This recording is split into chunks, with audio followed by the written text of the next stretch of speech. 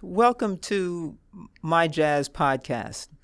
I'm Renee Myatt, an attorney licensed to practice in New York.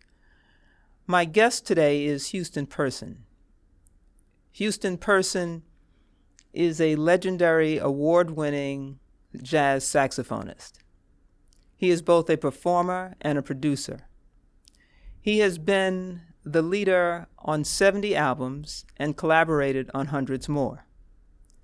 Houston Person has been performing for 70 years and shows no sign of letting up. Today, we talk with the man behind the big horn. You will learn some interesting things about Houston and dispel some myths about him. Before we begin, I'd like to say that this podcast was created because it was my desire and effort to bring this jazz legend, Houston Person, to you up close and personal. So Houston, welcome. Thank you for having me. It is indeed my honor to have you. It's such an honor and a privilege to you even taking the time to talk with me and for us to have this podcast today. Oh, well, we've been looking forward to this for a long time. So. That's true, and I'm very, very excited. I'm very, very excited. So we know that perhaps there are some things that are known about you on the internet and maybe some things not known. So I thought we'd spend some time getting to know you a little bit better. So I wanted to start out by asking, are you the last of the old cats, or are you the first of the new cats? That's an interesting way to put it. I just, what I've assimilated throughout my career, I've just added on to my presentations. And I would say that I take notice of what the new people are doing. And I'm glad to see so many people interested in going into jazz as a career. Mm-hmm. So,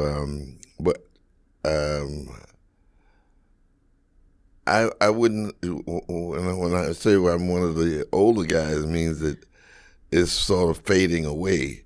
Mm-hmm. But it's not really. There are guys coming along with the same approach that I have. Okay. And a lot of young people are interested in my approach. And when you say your approach, what do you mean by that? The way I approach music, and the way that I present mine. All I can say is it's based on the blues and gospel music and those traditions of black culture. Okay. Anything that was any part of black culture, I say gospel music and the blues, R&B, chants, everything is in my presentation. Wow. So that sounds like a very wide repertoire of yes. Of music. Yes, yeah, you have to have a wide variety and an appreciation for it. And I don't shy away from our culture. You mean you're talking about black culture? Yes. Uh-huh. Yes. Okay. There's a sort of a shy away from. I guess as you grow older, you get more of an appreciation for our music, for your music, or your culture, let's just say. Oh. And I try to inspire other people from other cultures too to present their music to present some of their music so we can hear their music in their presentation. Just don't cast to the side. Okay. Because jazz is a wide, enormous way to present yourself. So let me ask you this: did some of the older players play differently? I mean, did they not incorporate their culture? Did they not incorporate their culture? The older players, did they play differently? No, they are the They culture. They are the culture. What? Is that those that came before me? I listened to them, and the church played a big part in my bringing up. Well, did you grow up in the church? Yeah, I grew up a Baptist. Okay. And we had all types of music in the church. And when you talk about when you say all types, you mean obviously gospel. We know that, right? We had hymns. Okay. Which were more, I guess you would say, more from a Western culture, meaning that a lot of those songs were written by composers of earlier years, and the chants. Well, we know where that came from. Well, tell for those of us who don't know what that is. Just chants. Well, I mean, when during slavery time, there were chants, dances. Is that what they were called? You're saying? Oh yeah, chants. Yeah. Well, a lot of people call them, well, whatever you want to call it, is. I call them chants because it's passed on down through the ages, and they're still here. Okay, the chants are still here. Is what you're saying? Yeah, on Sunday mornings in our churches. I see. And so that is the hymns and the gospel. Is that the chants? No, hymn is different. Okay. Yeah. So tell us the difference between the hymn and the chants. Well, one is really from your heart, what you feel at the moment. That's chants. Yeah. Oh, okay. And a hymn is already written, preconceived. And by that, I came from the Western world. I meant that some of the European composers of earlier years wrote these songs, and then it would put sacred words were put to them. A lot of them weren't sacred, but became sacred. Okay. by meaning of changing the lyrics. Oh. So you mentioned, in terms of the folks you were listening to back then when you were growing up, who were you listening to when you were growing up? Oh, I listened to everything. So give us some examples, like what? Give us some examples. Who were you listening to? Well, a fine gospel group when I was growing up was, we had the quartets. And the Southern Airs, Clouds of Joy, those were those type of. And we had also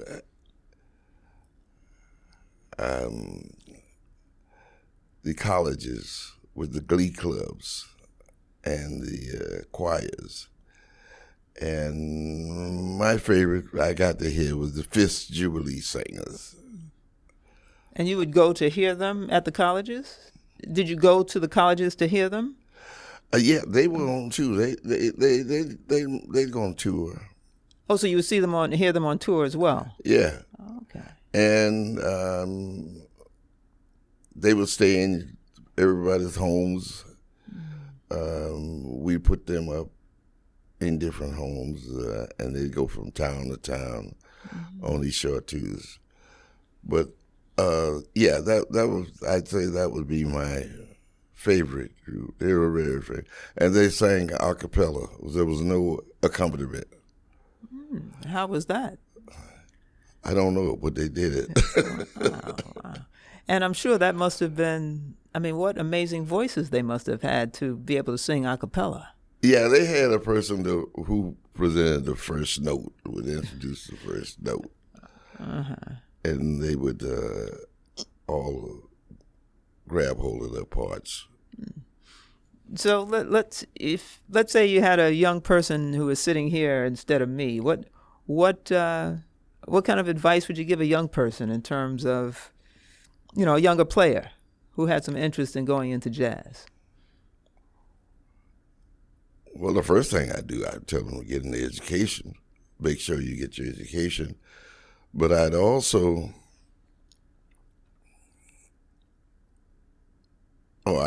say, listen to everything around you, respond to everything around you.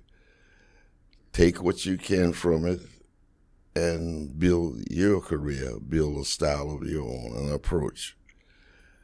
And it's been doing it every day.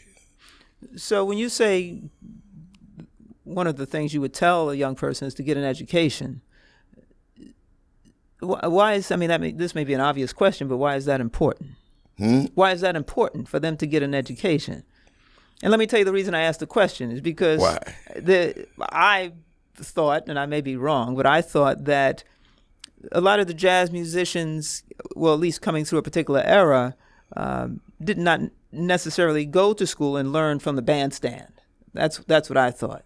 So I thought maybe going to school and getting an education is something new or modern. So help me understand if that's not correct. Well, your education, I'd say a good liberal arts background. Is that what you had? Yeah. Where'd you go? I went to South Carolina State College and Howard College of Music. So South Carolina State College, was that a 2-year or 4-year college? Two. It was 4 years. It was 4 years. Yeah. And then Hart College was also? It was 4 years. That was 4 years. I didn't say the 4 years. Okay. What did you do? My liberal arts background came from South Carolina State and high school. Just to take advantage of it, because it does give you a little sense and give you a certain grounding. Because see, when you get out here, you got this business to take care of also. Yes. Right. Unless you just surrender it to somebody else. Well, will surrender, not yes, I do mean. I think you do mean surrender. Yes. Yeah. So that's interesting. So, where you went to South Carolina State, did you get a bachelor's degree? Nope. Okay. I went into service. You went into the service after that. Was that you went into the service before you went to Hart College? Yeah. I see. And when you went to the service, what branch of the service were you in? Which branch? Air Force. And how long were you in the Air Force? 3 years. And where did you, being in the service, did you get? I'm sure you got over to Europe and Germany and France, and that's Germany. Yeah, and it was just luck that I got with some of the greatest musicians in the world. In the service? Yeah. So tell us who in fact did you meet while you were in the service? I played with Cedar Walton every week, just about. So Cedar Walton was in the Air Force as well? He was in the Army. He was in the Army, okay. Yeah, Cedar Walton, Lex Humphreys, Don Ellis, Eddie Harris. I was thrown in with all these guys, and I wasn't in the service. I wasn't even playing, and I hadn't started playing. I started playing, but I wasn't. You know, What do you mean? You weren't what? I wasn't there. I wasn't doing anything. I was just coming into music. And so at that point, you must have been what, in your 20s, I guess, right? Hmm? Were you in your 20s at Yeah. that point? So And they inspired me and taught me and mentored me and everything you want to say. They were everything to me. And So that's interesting. Would it be fair to say then that you became serious about music when you met those guys? yeah, So very serious. okay, very serious. So were you gigging with them while you were in the military? Were they performing at all? Yeah, they were in the service bands. So they had certain obligations as servicemen. To play in a Play parades and ceremonies and that kind of stuff. Okay. But then on the weekend, most of the time they were off, and we go to Heidelberg, Germany, to a jazz club called K54, and that was where we jam sessions every week.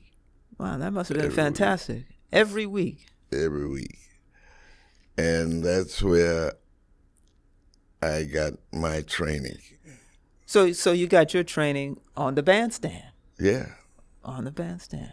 yeah. With A lot of it. with these greats. Yeah, but I got a lot of it, and then I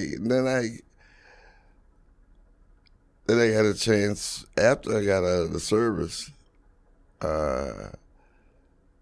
I went to Hartford, Connecticut, Okay. and to Why Hart College of Music. Why there? Well, I wanted to go to a school that had I could get a classical background. So there was some interest in classical music? Hmm? You had interest in classical music? Yes, but not as a performer. But More as a listener? just listening and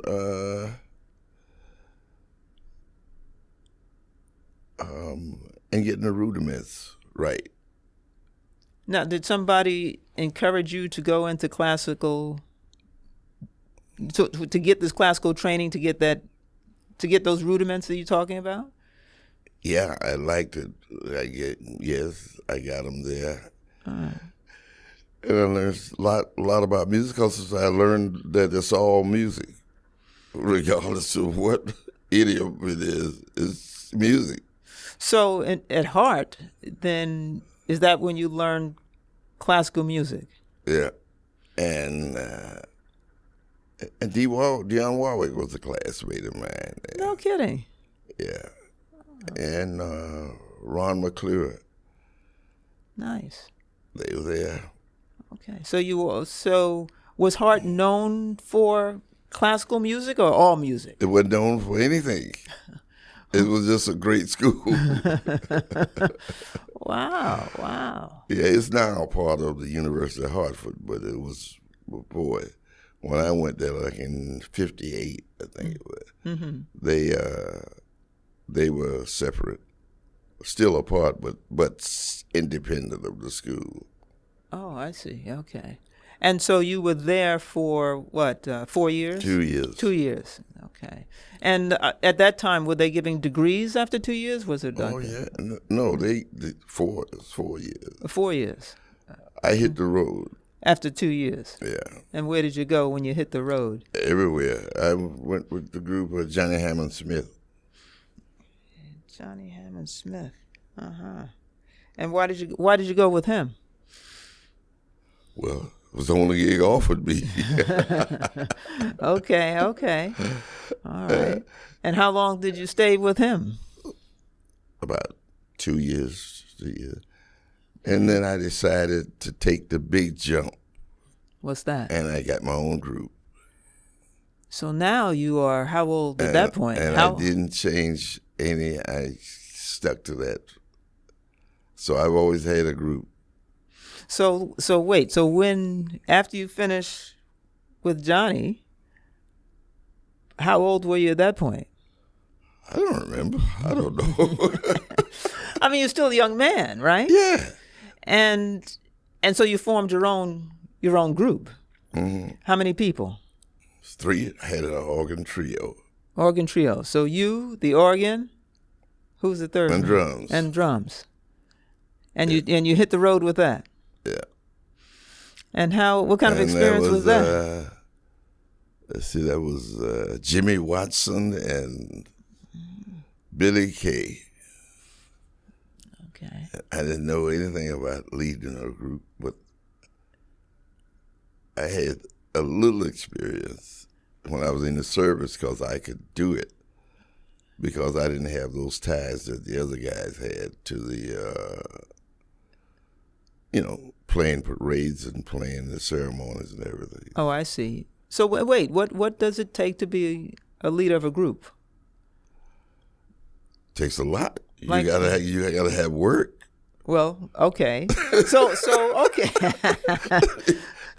so as the leader of the group, you have to find work for the group, right? Right. Okay. And you have to decide what kind of music you're gonna play.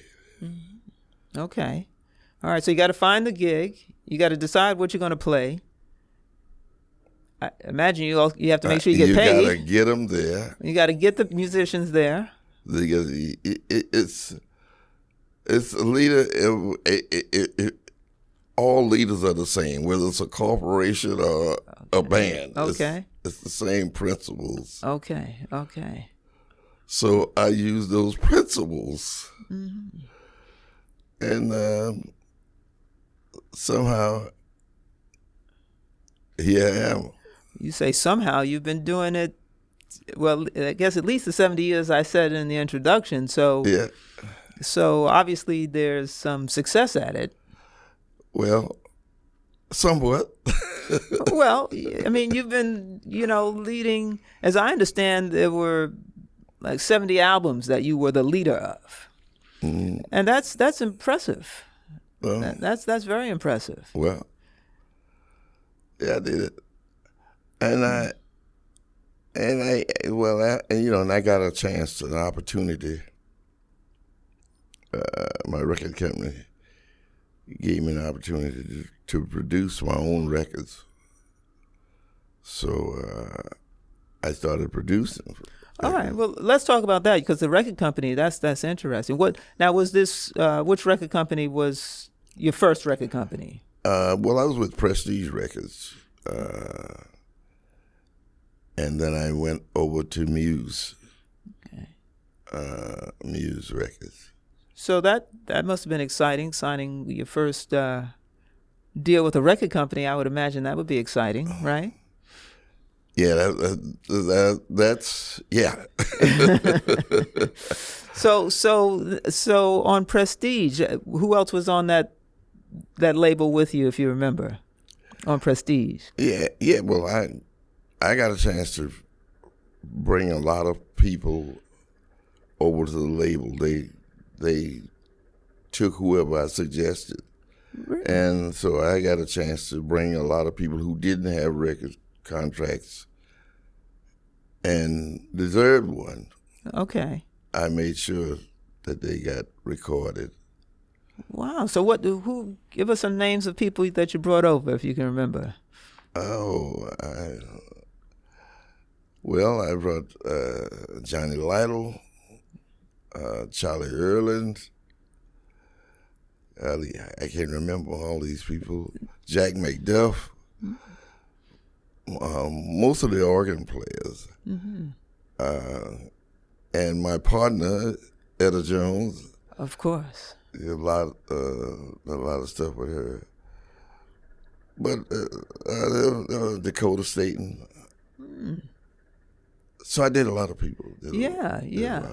I mean that's huge in the music community that you were able to bring other musicians to a label that you were already on. That's fantastic. Yeah. And then I did a lot of sideman things for other people on their albums. My greatest thing is that I got to record with Lena Horne 5 times. Wow. How was that? That was it for me.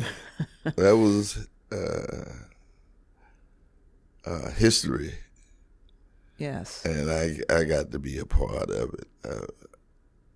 And I really felt proud of that she kept calling me back. Oh, that's a wonderful compliment. Yeah, and I was thinking of the times when we, during Black History Week, she would be in every scrapbook. Okay, yes. We had to do these scrapbooks of famous Black people, and she would be. She'd be in there. Book. That's in every book, right? And then you got to perform with her. Yeah, right. That's what I wanted. I didn't know I wanted it that badly, but it happened. Wow, that's wonderful.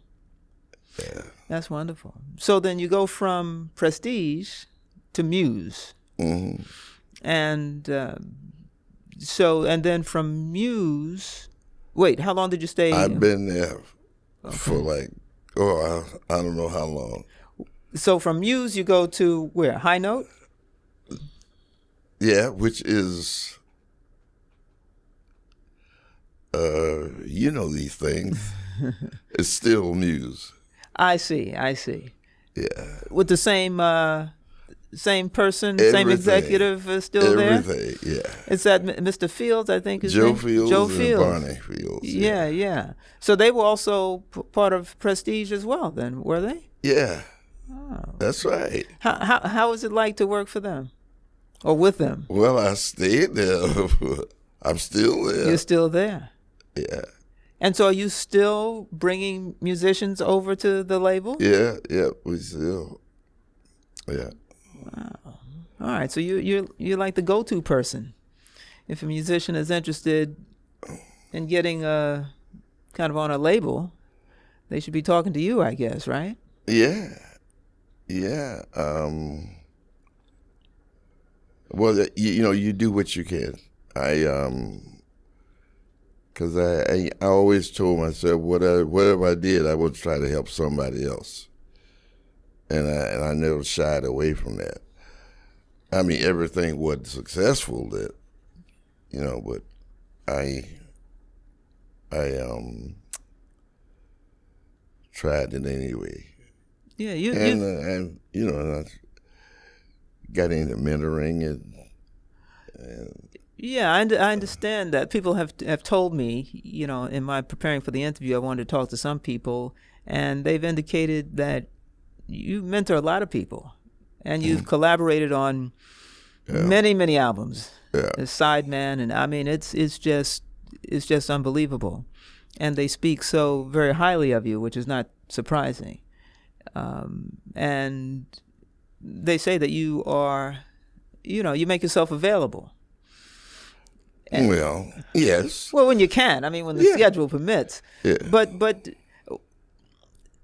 so this mentoring that you do, you mentor not just young players, I imagine, but you mentor, when I say young, I'm thinking, kind of the younger folks now. But it sounds like you've been mentoring all your life, all your music life, certainly. Well, I probably have been, but I got a lot of mentoring too.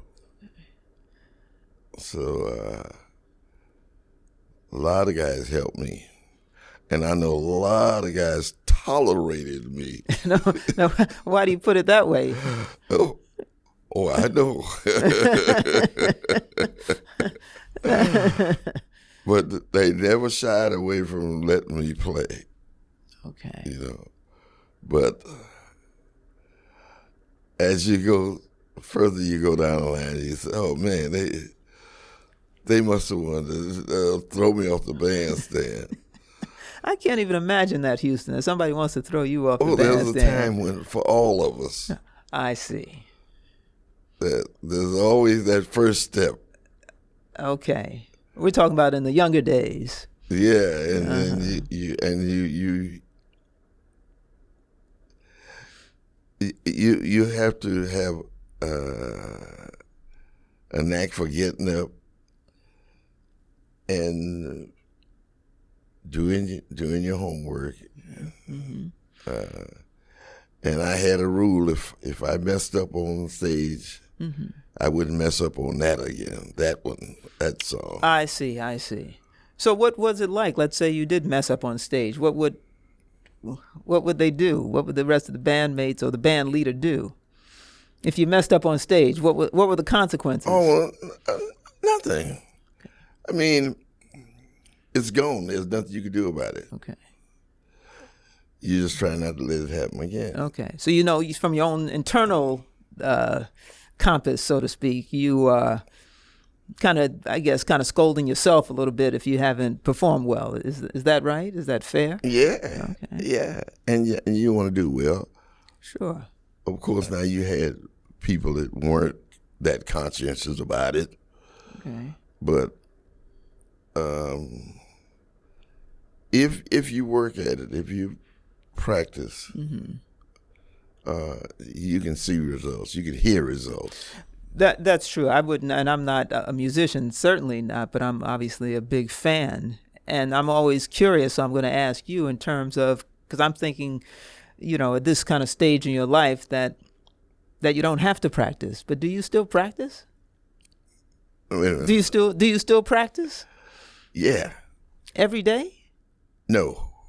Okay. I practice though, and I work on certain things. Okay. Maybe a phrase, maybe a tune in a certain key. And so, what does practice look like? Is that an hour, 6 hours? What is practice? Well, it's not 6 hours, I'll tell you that. Okay. But I try to touch the horn every day. Okay. I don't. Okay. All right. Well, I wouldn't, like I said, I would think that at this, kind of stage in your life, I wouldn't think that practice was necessary, but Yeah. apparently it is still necessary. It's still necessary. There's always something waiting around the corner in art, in any art form. Okay. There's always more. Okay. And so when you were, let's say when you were first starting out, I imagine you practiced a whole lot when you're first Yeah. starting out. Yeah. And what does that look like? What did it look like as a young man practicing? How many was that? How many hours in a day would that even look like? For me, Mm-hmm. 2 or 3. Okay. And I try to get other things in there in your life too. You mean just living? Yeah. Uh-huh. Yeah. Okay. And so my mother used to tell me, don't take life too seriously. You can't take it with you. Okay. So Now you I try to do a lot of I'm sorry, you try to do a lot of other what? things. A lot of other things. Okay. I mean, that's still from going to school. You still want to be, or you should want to be, a well-rounded individual, and music should be, for me, my profession should be a part of that. Not every hour, Sure. So there's other things in life too. So, Yeah. So there's also there's family, yeah. right? So and you have now you have adult children, right? Yeah. And are any of them musically inclined? No. No. Okay. How about your parents? Were they music? Do you come Yeah, from a musical my family? mother played piano, Oh. which everybody during my parents' time had pianos in their homes. Every home had a piano. Really? That sounds like such a luxury, though. Oh yeah, everybody had a piano. They didn't expect you to play jazz though. What, they were leaning more towards gospel? Is that the thinking? They were thinking about hymns, classical pieces. Oh, I see. It was not jazz. Not jazz. No. So what happens when Houston comes home and plays jazz on the piano? Is there are they startled? No, they enjoyed it, but they didn't want you to fall in love with it. You didn't want you to get a job. She said. Well, oops for you, because that's exactly what you did. Yeah, but once you get a job, get a job. So that's interesting. Your mother played piano. Did your father play an instrument? No. Okay. And you have siblings? You have brothers and sisters? No, just one brother. Okay. Does he play a musical instrument as well? No. No. Okay. All right. So just you and your mother were the musical talent, I guess. Well, my father sang in the church choir. He was in the glee club that they had. Okay. So, yeah, and he worked for the agriculture department. So, And your mother worked for whom? She was a teacher. Oh, she was a teacher in the local school there in South Carolina? Yeah. Okay. That's in Florence? Was that Florence, South Carolina? Which part of South Carolina? Florence. Florence, yeah. Yeah. And you said your father worked for the local agricultural Government. Oh, the government. Yeah, U.S. government. What did he do for them? What did he do for them? Your father? He worked with the farmers and new techniques, a new way of farming and stuff that I don't know anything about. So I didn't know. I didn't go there. Okay. Wow. So when you kind of gravitate to jazz, what does the family think? Oh, they supported me, but they still thought, you're gonna get that job. Well, what kind of job did they see you with? The same as everybody else. Which was? Lawyer. Okay. Okay. Doctors. There weren't too many professions there. You think back and how things have improved, I guess you would say. Because let's say 20, 30 years ago, the only job for a woman was a teacher. Okay. That was it.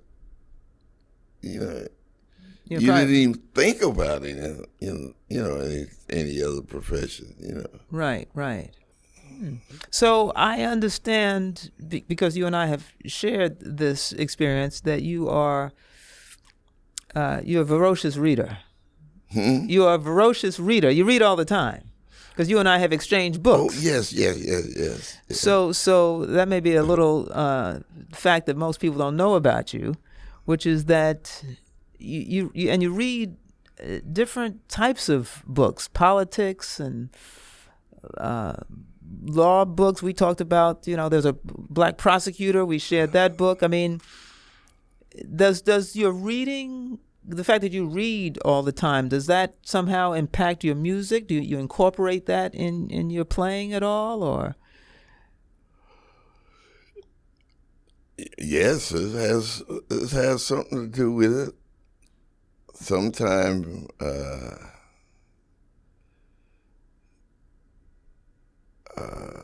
just discipline. What do you mean now? And if you're reading a book, you want to get to the point. Okay. And in music, you want to do the same thing. You want to. So what are you doing? You're just playing worthless, useless lines. You want to get to the point and get out of there. Let the next guy play. So the reading creates a discipline. Yeah, reading does help. Yeah. And that same kind of discipline, I guess, is what you're saying, is carried over into your music. Yeah.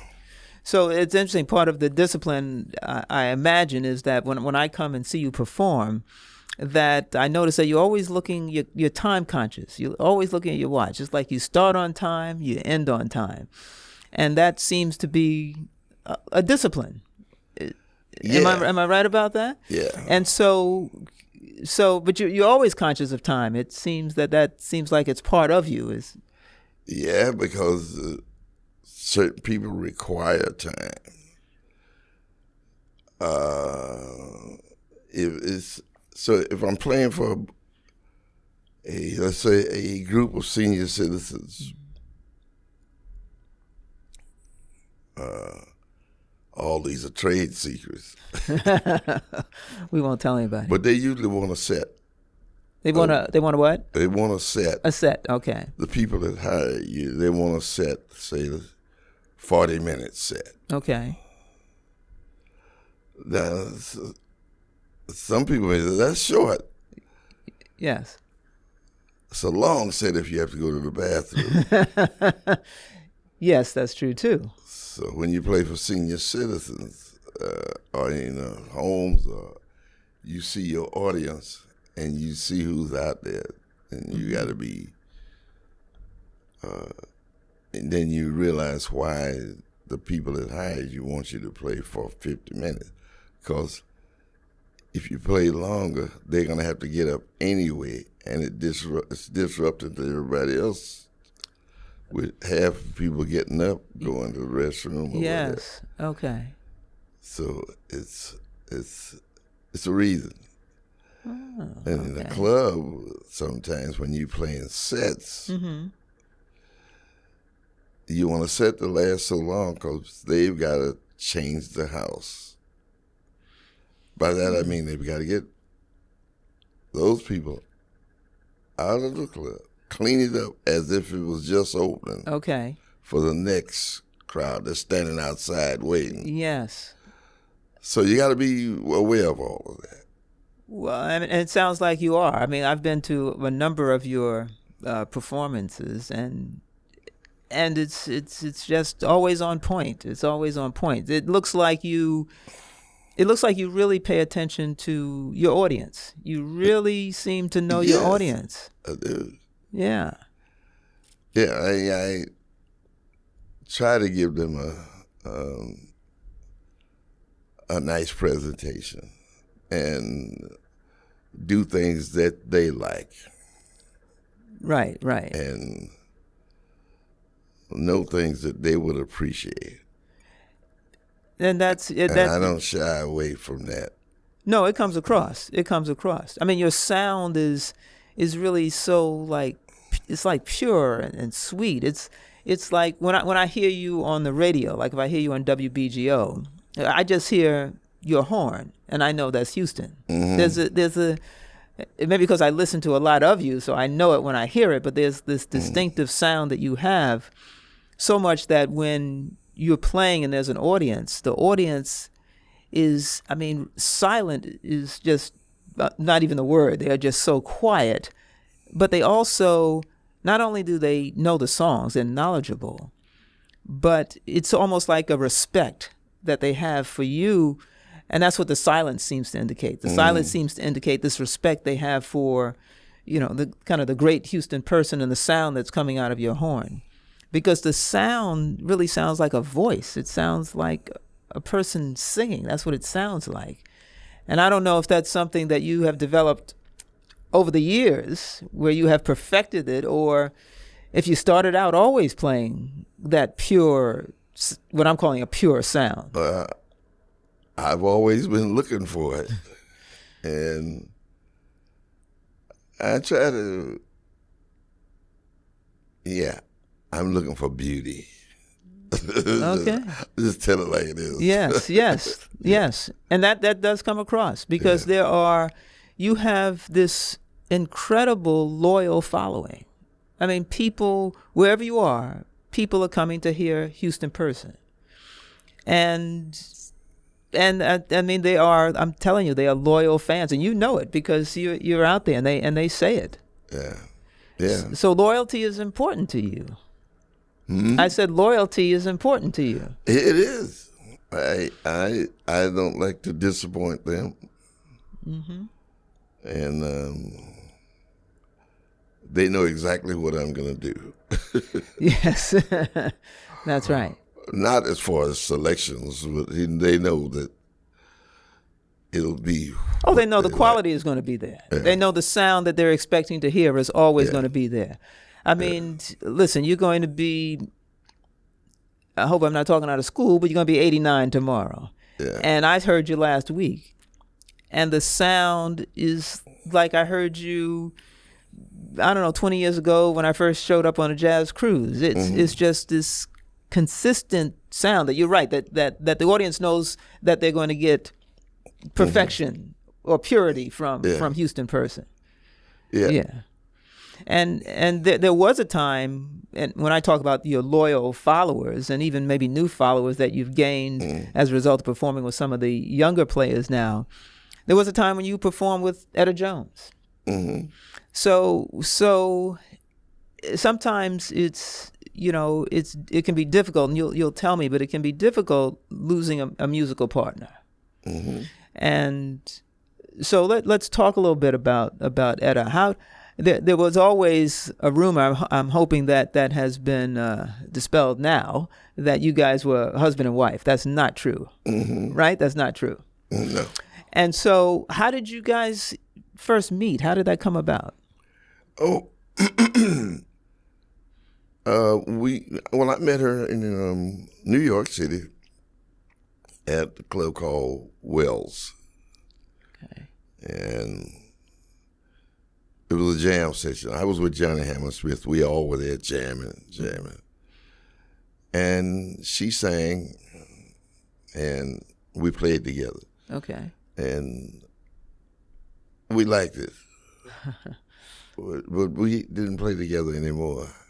Oh. For maybe a year. So I saw her again. And we were put together,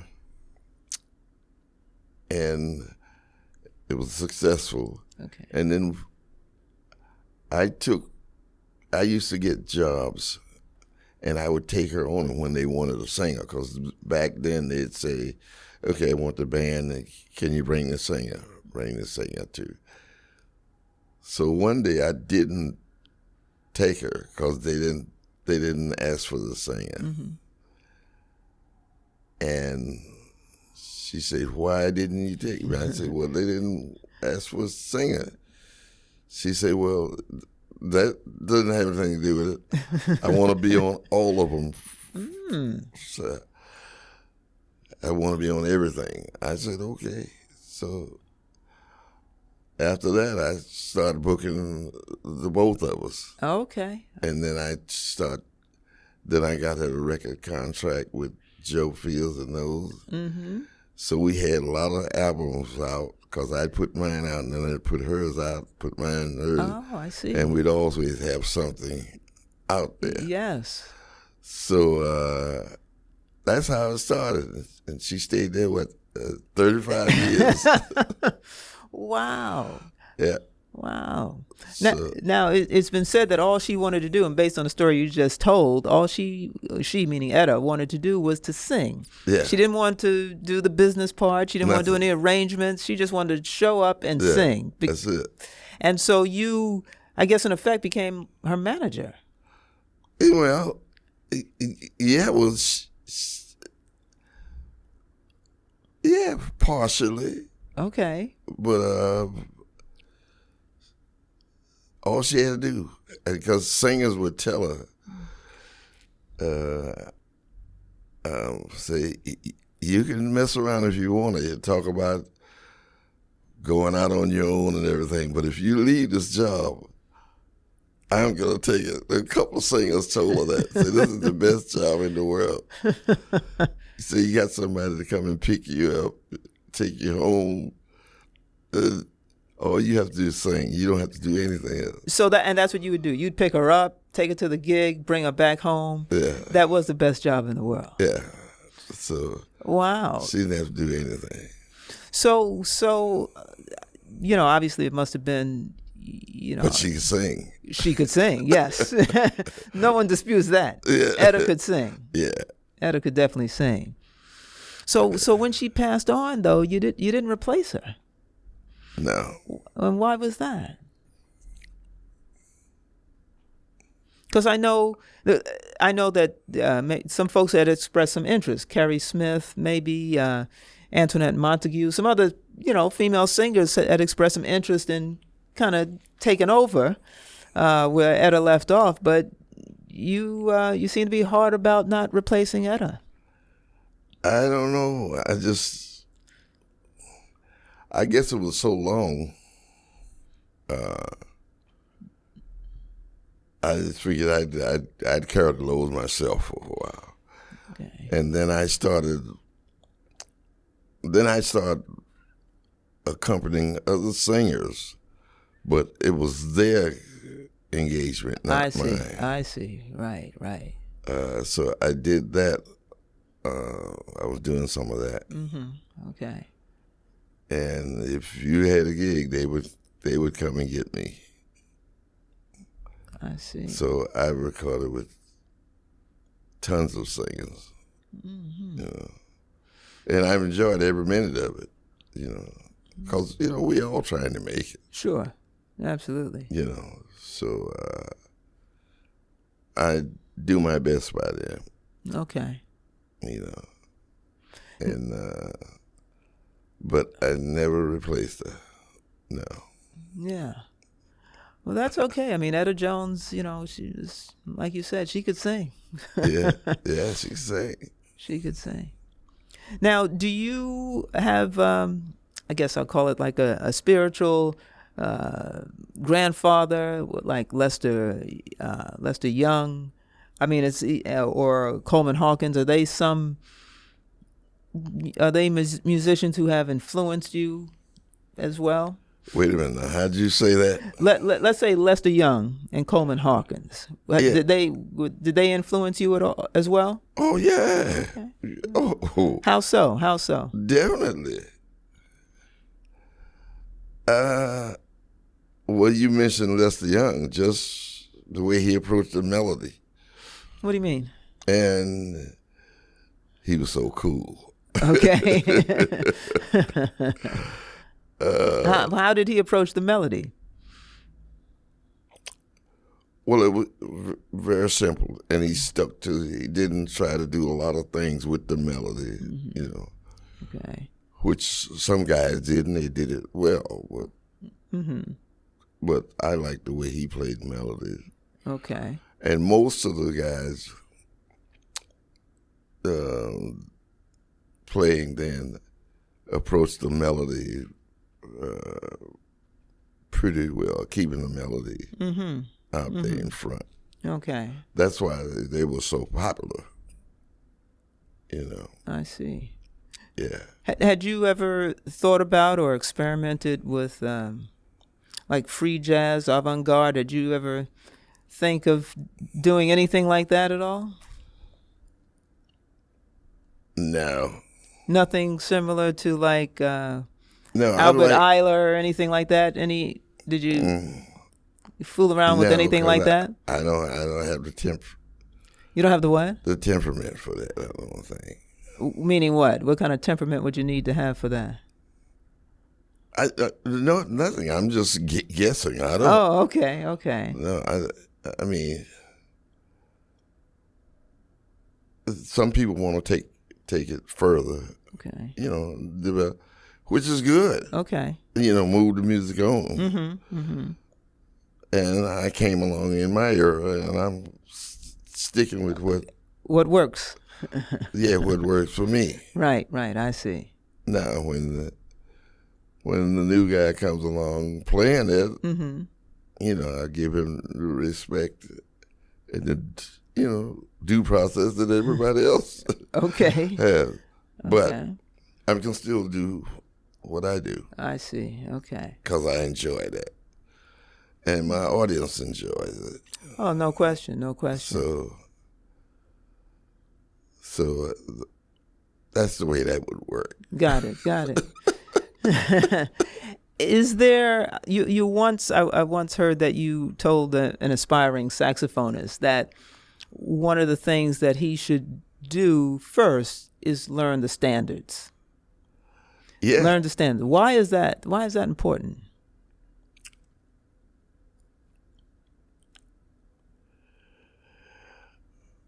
Well, they have a lasting quality. They stay around. That's why they earn the title as being a standard. People want to hear them from each generation. As generations go, they still want to hear those. Right. You know, and some musicians are trying to move away from playing that and playing more of their original music, which is great. Mm-hmm. If you're writing good music. Okay. So you've got people writing good music, and then you got but the standards still. They still stay. Still there. Right.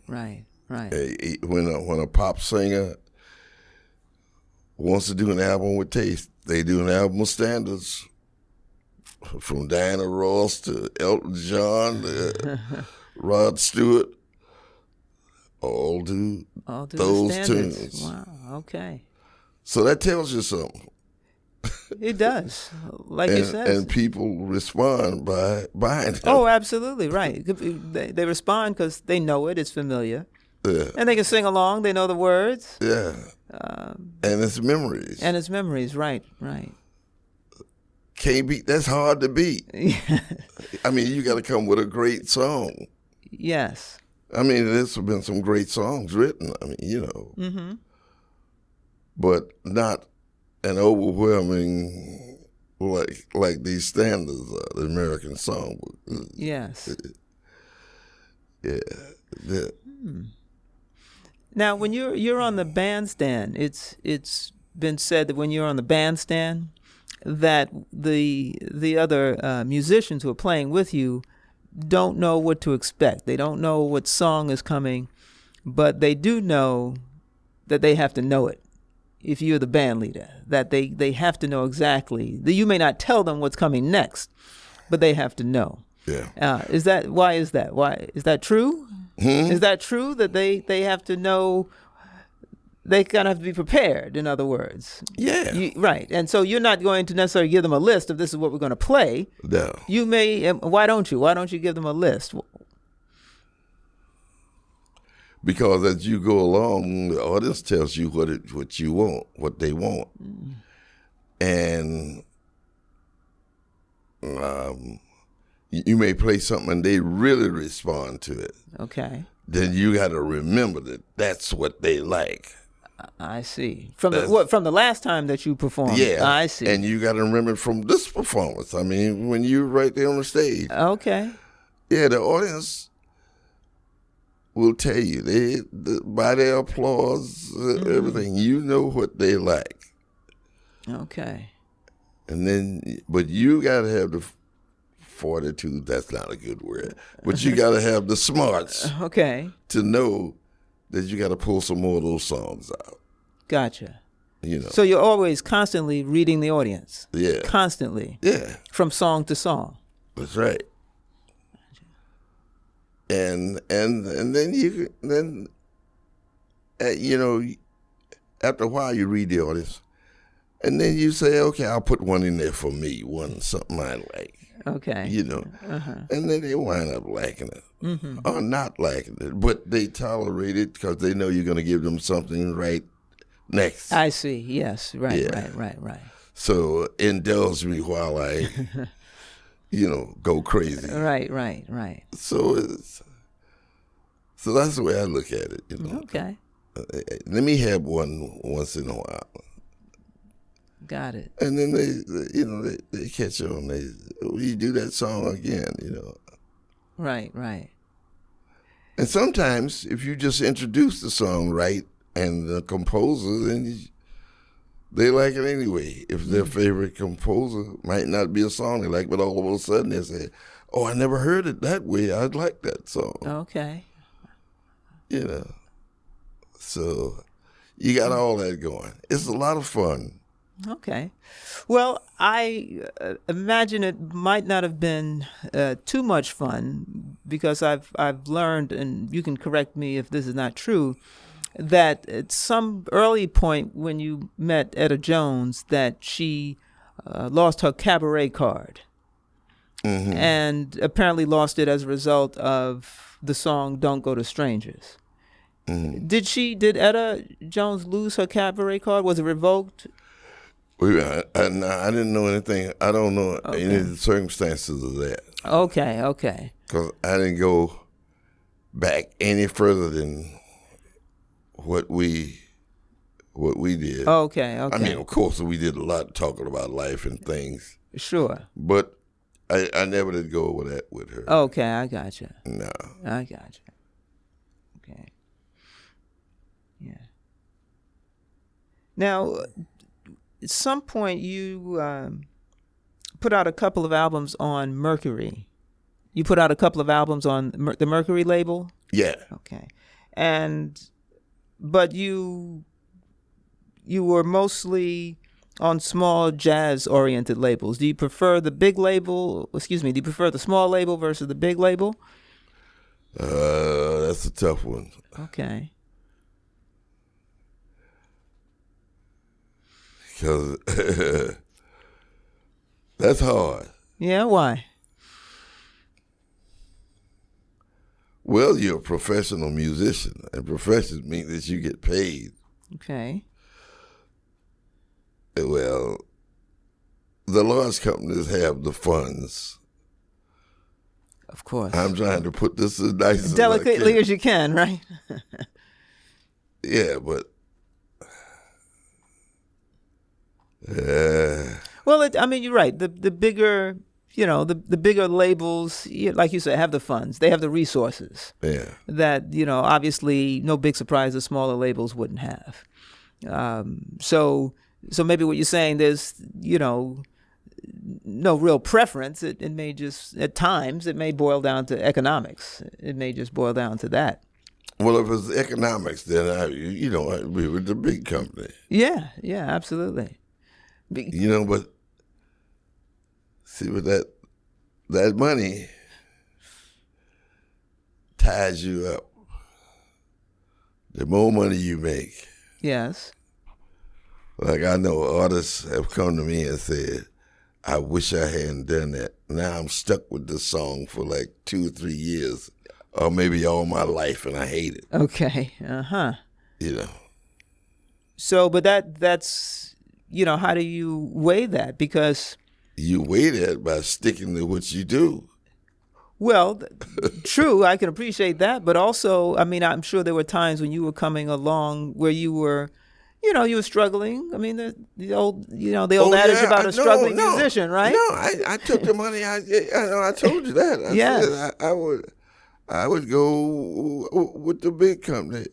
I say, but you have to be careful because you got to really know that that's what you aim for, because you're not able to do. The more money you get, the more tied up you are in other things. Like you will do this song, not that song. Right. You'll play this gig and not that gig. Mm-hmm. And we have another song like this one you just had. We got another one like that. All right. So if you accept that, then well, and I know some musicians who really regret taking their money. Yeah. Well, and that's in any profession. I was going to say, I mean, once the old saying, the side your bread is buttered. I mean, you have to go with, who's ever dictating, who's ever kind of paying. And you're right. That's in every profession. That's not just musicians. No, that's anybody. Yeah. So was there a period, and I'm sure there was there a period in your, evolution where you were, you had difficulty financially, that you were also struggling. I mean, now now you're successful. So, but there must have been times when it was difficult. Was it? No, I no. No. No, I never. Okay. Well, one thing, I was a good booker. I was a hustler. Okay. Yeah, I knew that very well. I know guys tell me that you just know how to do it. And some guys used to analyze, say it's because you from the South. You're different from us. So what was the hustling about? What did that even look like? I don't know. But everybody had a theory. Okay. Let me hear it. What was the theory? Well, I don't know the theory is. Well, you guys just said you talk, it's your smile. You just whatever you do. Okay. You smile at the end, and I said, I don't know what it is. I said, I don't want to know. Okay. Because once you find out what it is, then maybe you overcompensate. You do something to it. You know. Wherein if you don't know what it is, then you just go about your daily life. So, but no, I didn't have any. I never had any problems. Okay. So well, that's excellent. That's excellent. Huh? I said that's excellent that you didn't have any problems. I mean, is your calendar full now, or you booked now through the end of the year? This is November, so are you booked for the? I didn't say I was getting rich either, but I Okay. I just held on. Okay.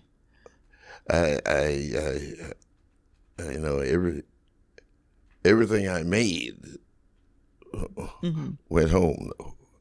Went home. Yeah, that was one rule I had. Okay.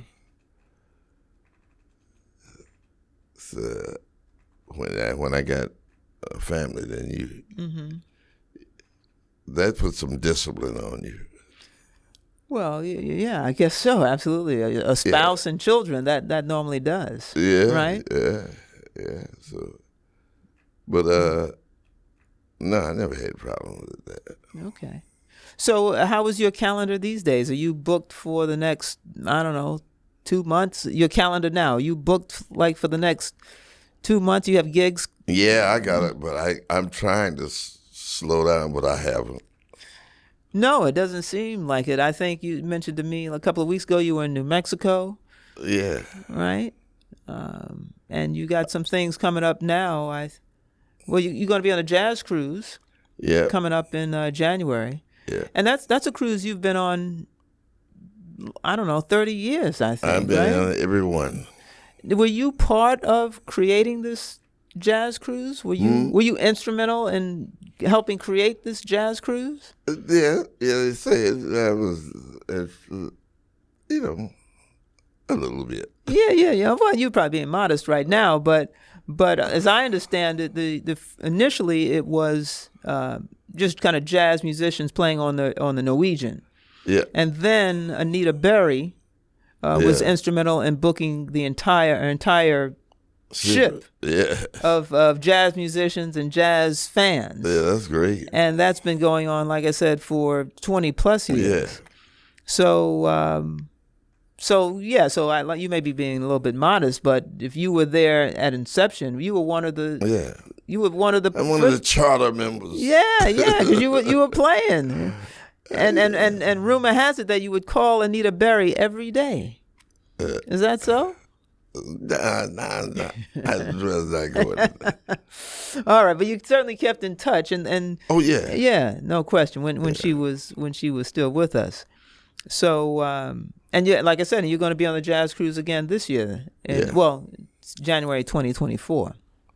Yep. And I'll be Okay. And is that something that you look forward to, the jazz cruise? Is that something you look forward to? Yeah. Yeah, I get a chance to see all my friends, make new ones. It's nice Okay. that somebody would come along and get that idea and do something about it. You know, Yes. I'm quite sure other people had ideas about it, but never did it. They did it. Right. You know. Right. Now, I wanted to turn to some albums that you did with Ron Carter, as the bassist. It was, I think you did several albums with him where it was just the two of you. 8. 8 albums. How was it just playing, kind of behind a bass? How was that alongside a bass? How? Oh, it was all right. Ron and I, we go way back. I met him at a union meeting, and we got to be good friends. And we went on a couple of tours together. And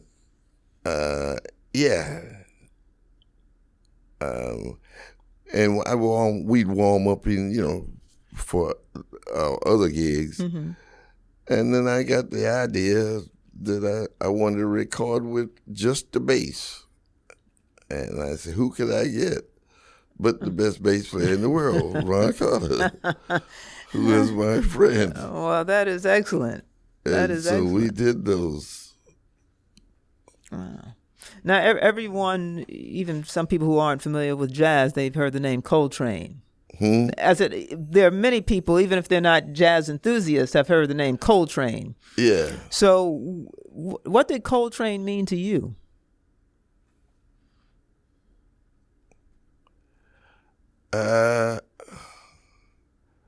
Well, an innovator.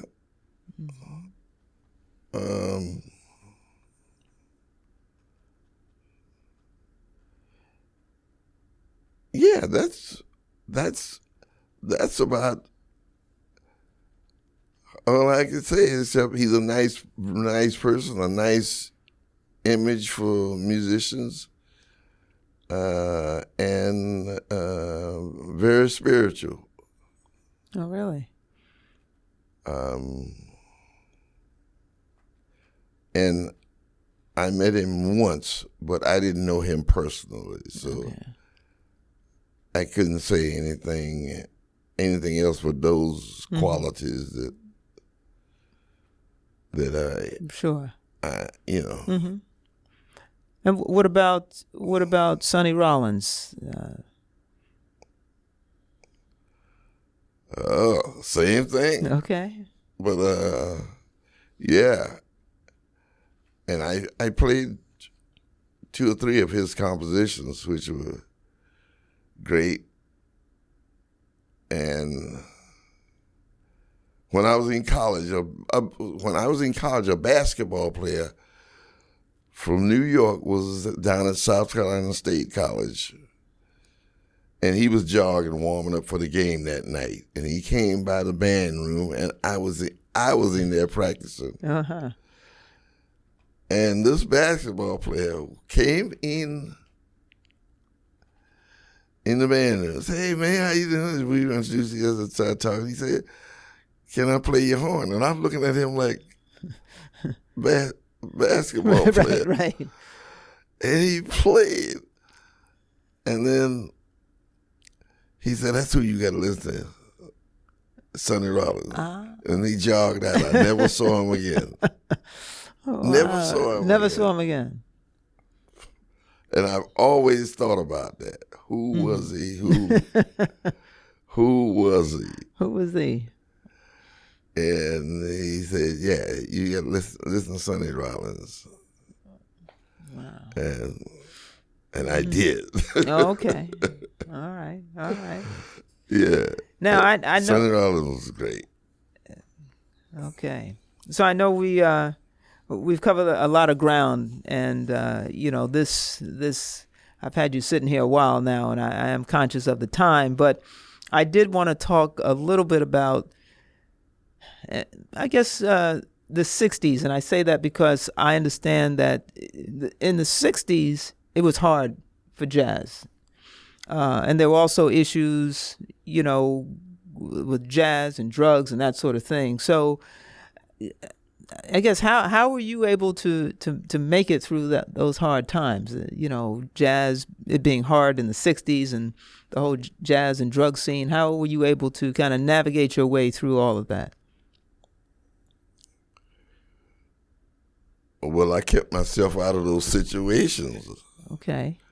I didn't have any desire to be in those situations, so I would remove myself.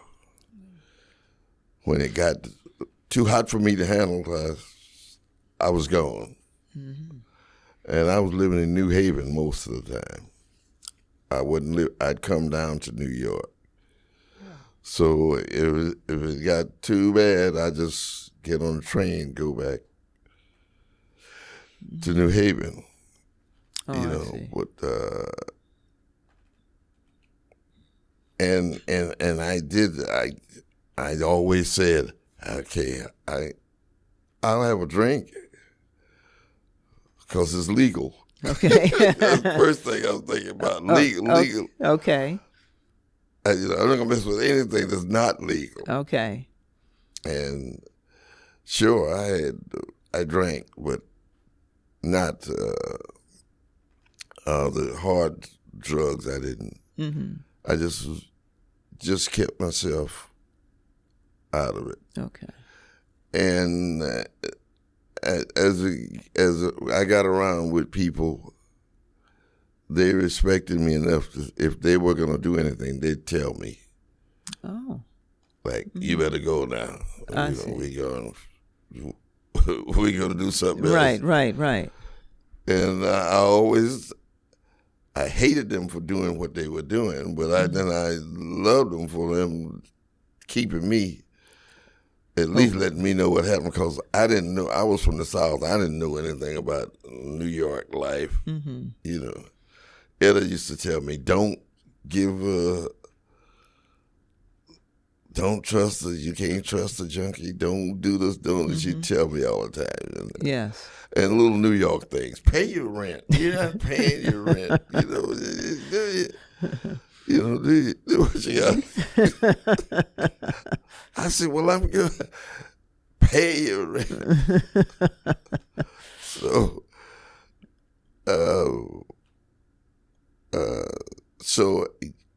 I grew up mm-hmm. a lot. I guess so. Getting responsibility. Mm-hmm. But yeah, it was a bad. Well, you can't say it was a bad scene. Mm-hmm.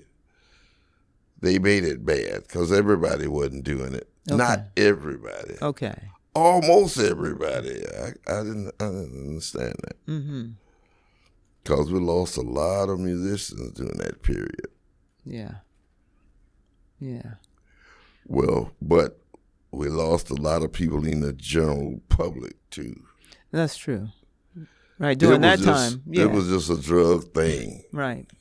And jazz musicians, well, they had their publicity, so they were called out, mm-hmm. Right. So I think that's the way that was. Jazz music got credit for it. Yes. For the plague. I gotcha. But they weren't the only culprits. Mm-hmm. Okay. And if you really want to say it, yes, the public was more. But in the scheme of things, they were taking away our musicians. Yeah. That's true. That's what happened. Yeah, that's exactly what happened. Hey, listen, have you written any songs? Have you written any music? No. I did. I wrote some songs, but I haven't done anything with them. In fact, one is on that album. Yeah, so we have, this is... the first song. Yeah, Masters Legacy Series Volume 5. This is Emmett Cohen featuring Houston Person. And you said song number 5? No, I did number one. Oh, number one. Oh, why not? Yeah. Oh, yeah. That's a classic. That's a classic. Huh. Had you ever had any interest in playing a soprano sax? No. Why do you say it like that? I didn't. No. No? I played it for 1 year when I was in college. Uh-huh. Okay. You played for 1 year when you were in college. And that was it. Yeah. All right. I don't like the nasal quality. So listen, we have to wrap up, and I have enjoyed this tremendously. I didn't realize, how easy it is to talk to you. That you, I know you brought your horn, but there's no need in playing it because I wanted people to get to kind of know you up close and personal. Mm-hmm. And so I thank you 1,000% for making yourself available today. And it has been my great honor to have you, Houston. Okay, I'm going to give you a book title. You want a book title? I'll take it. The Great White Bard. The Great White Bard. Okay. Just came out. Okay. It's about Shakespeare. I got the bard part, yes. Yeah. All right, we'll have to read that and talk about it. Yeah. All right, so we're going to sign off now. Hopefully, because the conversation has been so enjoyable for me, maybe we can do this again sometime. We have to look at your schedule. But I just want to thank everybody for joining us today and having a chance to sit and listen to and learn about some things from Houston Person about his life and his work. And we'll see you folks again next time. Thanks again.